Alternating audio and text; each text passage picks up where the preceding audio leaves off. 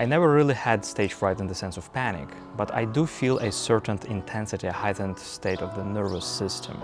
And over the years, I learned to channel this energy.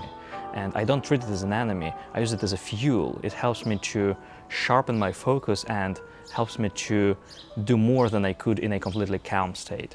But of course, before very important performances, it can be quite intense, if I have to say, and sometimes I can't sleep at all.